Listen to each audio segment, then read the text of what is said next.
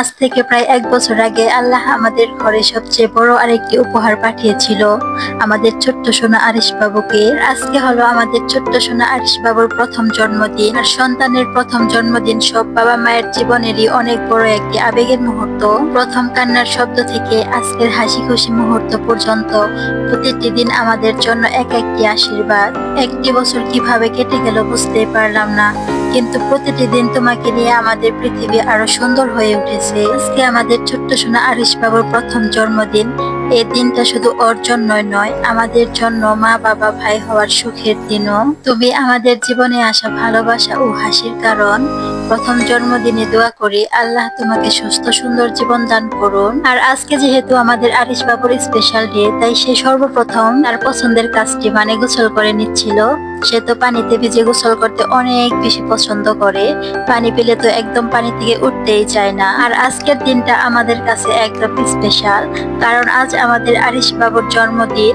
চলুন দেখে নিই ছোট্ট আয়োজন কেমন কাটছে আমাদের আরিশ বাবুর স্পেশাল ডে। আজকে আমি তো সর্বপ্রথম আমার আরিশ বাবুকে গোসল করিয়ে নিয়েছি, তারপর আমরা চলে আসলাম আমাদের ঘরটাকে সাজানোর জন্য। আমার সাথে তো আমার জালের মেয়ে আমার হাতে হাতে অনেক কাজ করে দিচ্ছিল, সে তো বেলুন গুলো সব ফুলিয়ে দিল। হ্যাঁ, আজকে কিন্তু আমার হাজবেন্ডও আমার হাতে হাতে অনেক কাজ করে দিয়েছে। এখন চলুন জামা কাপড় বের করা যাক। এই তো দেখুন, আজকে আমরা যা যা জামা কাপড় পরবো তা আমি আগে থেকে বের করে রেডি করে নিয়েছি। এখন তো শুধু রেডি হয়ে নেওয়ার পালা। এই তো সর্বপ্রথম আমি রেডি হয়ে নিয়েছি, তারপর আমি আমার বড় ছেলেকে রেডি করে দিচ্ছিলাম, কেননা এখন আমার ছোট ছেলেটা ঘুম পাচ্ছে। সে তো ঘুম থেকে উঠলে পরে আমি তাকে রেডি করতে পারবো। আর আজকে কিন্তু আমাদের জন্মদিনের আগে থেকে কোনো প্ল্যানই ছিল না, হঠাৎ করে আজকে আমরা এইভাবে আয়োজন করে ফেলেছি। খুব অল্প সময়ের ভিতরে অনেক ছোটখাটো করে আয়োজনটা করেছি। আর আমাদের কেক কাটার সময়ে আমাদের আরিশ বাবু ঘুমিয়ে পড়েছে। কেমনটা লাগে বলুন তো?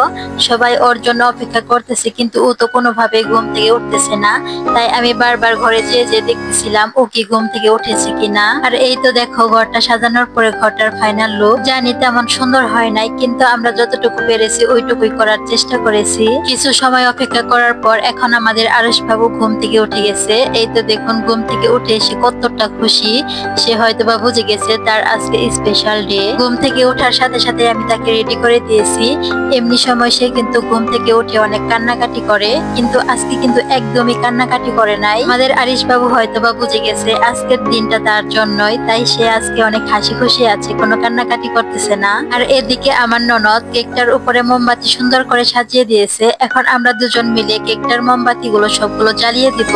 আমরা এই সময় কি করেছি তা তোমরাও একটু দেখে নাও, শুনে নাও।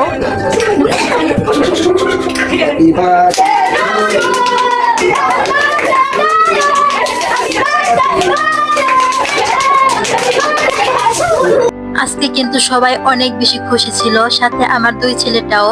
তাদের মুখ দেখে বোঝা যাচ্ছিল তারা যে আজকে কতটা বেশি খুশি হয়েছে। আর এদিকে আমার ননদ তো কেকের ক্রিম দিয়ে সবার মুখে লাগিয়ে দিচ্ছিল, অনেক বেশি দুষ্টুমি করতেছিল। আর ঘরের সব বেলুন গুলো ফাটিয়ে দিচ্ছিল। আসলে জন্মদিনে তো গালে ক্রিম লাগাতে, তারপর বেলুন ফাটাতে, এগুলো করতে সবচেয়ে বেশি ভালো লাগে। এখন আমরা চলে যাব বাহিরে কিছু ছবি তোলার জন্য, কেননা ঘরের ভিতরে অন্ধকার থাকার কারণে তেমন ভালো ছবি আসতেছিল না। বাহিরে এসেও আমরা অনেক বেশি মজা করেছি, সবাই একসাথে ছবি তুলেছি, অনেক দুষ্টামি করেছি। এই সময়গুলো এখন শুধু স্মৃতি হয়ে থাকবে। আর আমাদের আরিশ বাবু আমাকে দেখলে তো আর কারোর কোলে থাকতেই চায় না। আমাকে দেখে তো সে তাড়াতাড়ি করে আমার কোলে চলে আসলো। এরপর আমি আর আরিশ বাবু দুজনে মিলে একটু দুষ্টামি করতেছিলাম। এরপর আমার ছোট্ট ফ্যামিলি 4 জন মিলে দাঁড়িয়ে পড়লাম ছবি তোলার জন্য।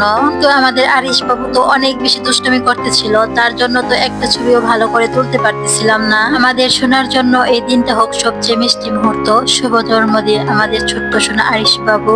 আমার ভিডিওটি কার কার কাছে ভালো লেগেছে অবশ্যই আমাকে কমেন্ট করে জানাবেন। সবাইকে আল্লাহ হাফেজ।